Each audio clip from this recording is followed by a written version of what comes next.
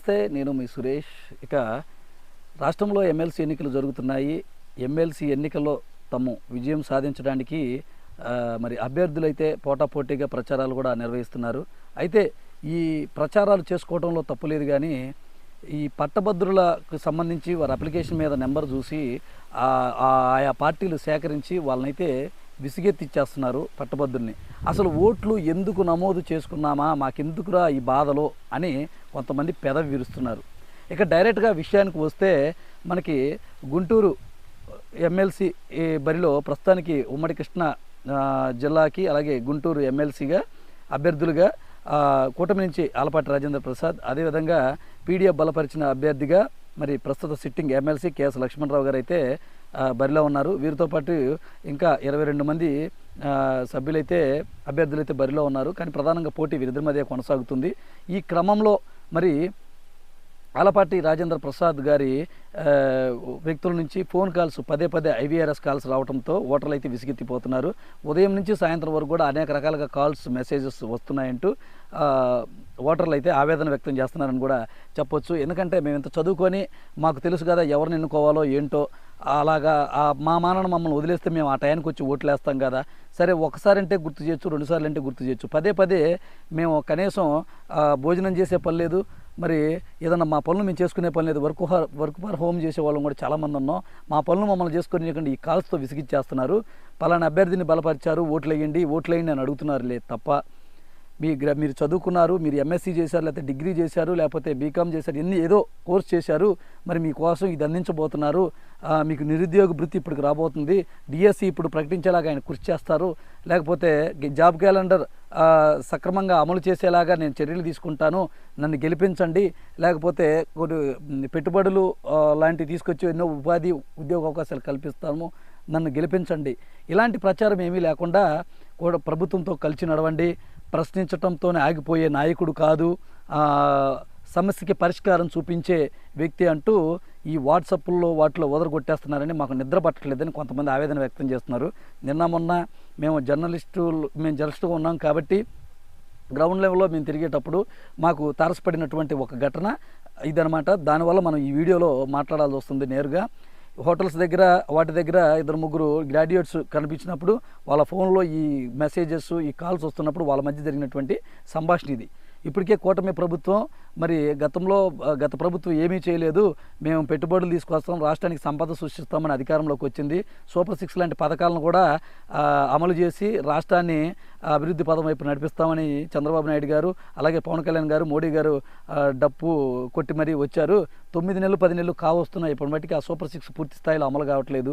ఇటు పెన్షన్లు చూస్తే కొత్త పెన్షన్లు రావట్లేదు, అదేవిధంగా తల్లికి వందనం ఊసేలేదు, అలాగే 18 సంవత్సరాలు నిండిన ప్రతి మహిళకి 1500 ఇస్తానన్నారు, అది ఇవ్వట్లేదు, అదేవిధంగా మరి 45 సంవత్సరాలు దాటిన వారికి పెన్షన్ లాంటిది మంజూరు చేస్తానన్నారు, అది ఇవ్వట్లేదు, ఏది కూడా అమలైన దాఖలు లేవు.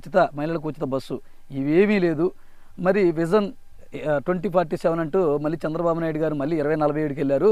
మా పరిస్థితి ఏంటని మేము ఆలోచించుకుంటే మళ్ళీ వచ్చి ప్రశ్నించటం కాదు, నేను పరిష్కారం చూపుతానని మళ్ళీ అనౌన్స్ చేస్తున్నారు. అంతవరకు నమ్మాలని కూడా వారు వీళ్ళని ప్రశ్నిస్తున్నారు. అసలు ఆలపాటి రాజేంద్ర గారి స్టాండ్ ఏంటి నిరుద్యోగుల పట్ల, మరి ఇంకా కొన్ని సమస్యలు ఉన్నాయి విద్యారంగం పట్ల ఏంటి, ఎలాంటి వాణి సభలో వినిపించబోతున్నారు అనేది క్లారిటీగా చెప్పట్లేదట. ఇటు పీడీఎఫ్ బలపరిచిన లక్ష్మణరావు గారు అంటే ఆయన ఎప్పటి నుంచో ఉపాధ్యాయ సంఘాలు, కార్మిక కర్షక సంఘాలు, అంగన్వాడీలు, ఆశాలు ఇలా వీళ్ళు బలపరిచినలు కాబట్టి గతంలో చూసాం మనం. వైసీపీ గవర్నమెంట్లో కూడా 42 రోజులు ధర్నా చేస్తే దానికి వీళ్ళు మద్దతుగా నిలిచారు, ఆయన తన వాణి వినిపించారు. ఎప్పుడు కూడా పోరాటంలో అనేది ఆయన ముందుంటున్నారు. ఎందుకంటే పూర్తి స్థాయిలో ఆయన్ని నిందించడానికి లేదు ఇక్కడ. ఎందుకంటే ఈయన ఎక్కువ ఈయన తక్కువ అని మనం మాట్లాడతలేదు. ఎందుకంటే ప్రభుత్వాలు ఉంటే ఎవరి చేతిలో ఉంటాయి, వైసీపీ లేదా తెలుగుదేశం పార్టీ, ఈ 2 పార్టీలే ఎక్కువ కూడా అధికారంలోకి వస్తూ ఉంటాయి. ఇక మిగతాదంటే ఈయన పీడీఎఫ్ బలపరిచిన అభ్యర్థి కాబట్టి ఈయన చేతిలో పూర్తిగా ఏది ఉండదు. సో ఆయన చేయడానికి లేదు. వీళ్ళు ఒకరిపై ఒకరు ప్రచారాలు చేసుకోవడంలో తప్పులేదు, వీళ్ళు ఇలాగని వాళ్ళు ఇలాగని, కానీ వాళ్ళ స్టాండ్ ఏంటో చెప్పట్లేదు. ఆ పీడీఎఫ్ అభ్యర్థి లక్ష్మణరావు గారైనా ఒక స్టాండ్ చెప్తున్నారు, నేను పోరాడతాను, మీ వాయిస్ నేను వినిపిస్తాను, ప్రభుత్వం ఇచ్చినటువంటి నిరుద్యోగులకి అలాగే విద్యార్థులకి లేకపోతే కార్మికులకి ఇచ్చినటువంటి హామీల్ని నిలబెట్టేలా నేను నా వాయిస్ వినిపిస్తాను, ప్రతిపక్ష స్థాయిలో ఉండి నేను ఆ చట్టసభలో ఆ సమస్యలు పరిష్కారం చేసేలా చెప్తానని చెప్తున్నారు. కానీ ఈయన వంటగా అది చెప్పట్లేదు. కూటమి బలం తో ప్రభుత్వంతో పాటు నడుద్దాం, అభివృద్ధికి ఓటేద్దాం అన్నారు. అభివృద్ధి ఏది? ఎక్కడ జరిగిందని అభివృద్ధి? ఇప్పటి వరకు రోడ్లు ఇదే పరిస్థితిలో ఉన్నాయి 10 నెలల కాలం నుంచి. సరే, ఇక టాపిక్ డైవర్ట్ అవుతుంది కాబట్టి ఇక్కడ మనం మెయిన్ టాపిక్ మాత్రమే మాట్లాడుకుందాం. ఈ ఐవీఆర్ఎస్ కాల్స్తో విసిగెత్తిపోతున్నారు పట్టభద్రులు. ఎందుకు చదువుకున్నామా మేము డిగ్రీ అనుకుంటున్నారట. చాలామంది ఓటేయడం కూడా రావని మొహం మీదే చెప్తున్నారంట. అయితే ఇక్కడ అభ్యర్థులు కోరుకుంటుంది షార్ట్ కట్లో ఏంటి? ఎంఎస్సీ చేసావా, బీకామ్ చేసావా, బీఎస్సీ చేసావా, ఇంకేం చేసావు? ఈ చేసిన వాళ్ళకి ఇది ఇచ్చేలాగా చేస్తాను నేను అధికారంలోకి వస్తే అని చెప్పాలి, లేదా ఓట్లు నేరుగా వచ్చి అడగాలి. తెలుగుదేశం పార్టీ వాళ్ళు కొంతమంది కూటమి అభ్యర్థులుగా ప్రచారానికి వెళ్తున్నారు తప్ప వాళ్ళు ఏం చేస్తారనేది చెప్పట్లేదట. సరే, ఉపాధ్యాయులు వీళ్ళు ఈ పీడిఎఫ్ వాళ్ళు ఏమో మేము ఇది చేస్తాం అది చేస్తాం ప్రశ్నిస్తామని మాత్రం చెప్పుకుంటున్నారు వాళ్ళు కూడా. ఎందుకంటే వాళ్ళ చేతులు అది మాత్రమే ఉంది, ప్రశ్నించడం మాత్రమే. వీళ్ళు కనీసం అది కూడా చెప్పట్లేదు. ఆలపాటిని గెలిపించాల్సుకోవాల్సిన బాధ్యత మంది అని చెప్తున్నారు.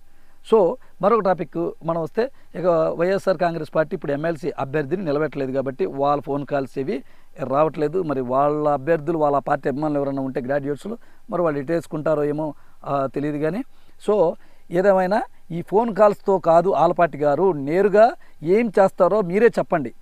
నాకు ప్రాధాన్యత ఓటు మొదట ప్రాధాన్యత ఇవ్వమని చెప్పడం కాదు, మీరేం చేస్తారో నిరుద్యోగులకు చెప్పండి. నిరుద్యోగ వృత్తి అన్నారు, ఇప్పటివరకు రాలేదు, అది మీరు ఎన్ని రోజుల్లో అమలయ్యేలా చేస్తారో చెప్పండి. అలాగే డిఎస్సి, అలాగే జాబ్ క్యాలెండర్ ప్రతి ఇయర్ కూడా సక్రమంగా అమలు చేస్తారా లేదా, అమలు చేసేలా చర్యలు తీసుకుంటారని చెప్పండి. అప్పుడు మీరు సొల్యూషన్ ఇచ్చినట్టు అనమాట.